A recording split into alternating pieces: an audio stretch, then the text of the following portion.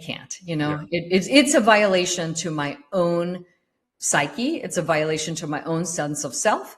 So when you have to violate your own sense of self to be friendly with a person, then it's a problem.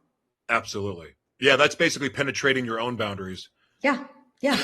which is worse than Totally. letting someone penetrate your boundaries. Absolutely. Absolutely. Self-inflicted trauma is never a good thing. Yeah, definitely not. I mean, I knew we were going to have a fabulous conversation, and I have to say that this is like this is gold right here, because these are the things that people don't really talk about.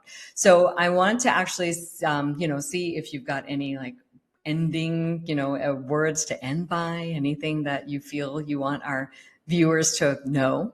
Well, off the top of my head, because I didn't know you were going to ask that question.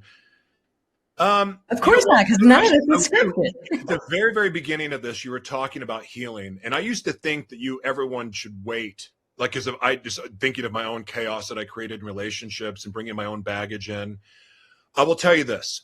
I was wrong by believing that we could completely heal before we go into relationships. I don't think that's possible, because there's wounds on wounds on wounds, and they get unearthed in relationship. Because Mhm. it's usually relationships that bring out the past trauma, and it gives us this opportunity to heal. So what I've learned is this.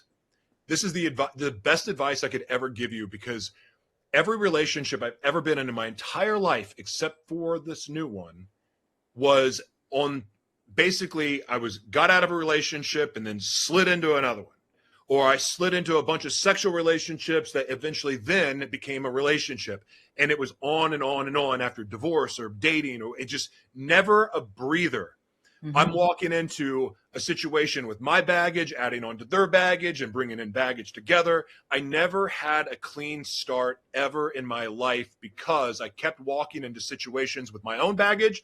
And when I would clear my baggage, I would find someone else's baggage to take on, and I never got a clean start. So one of the things that I would suggest to anyone that's single right now, go in with no baggage.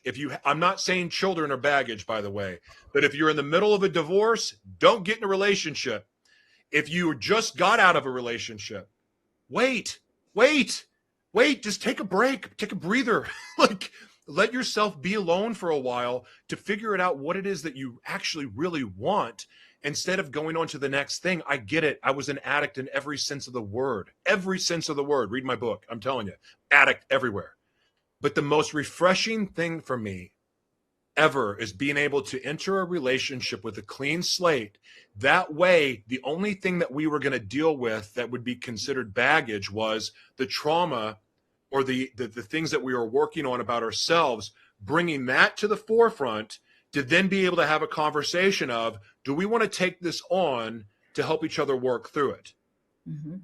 That's a big difference, as opposed to having a bunch of exes that hate your guts, having some, unpaid child support, you're in court, you're going through a divorce, you may have a baby on the way, and all that other crap that people just jump into relationships.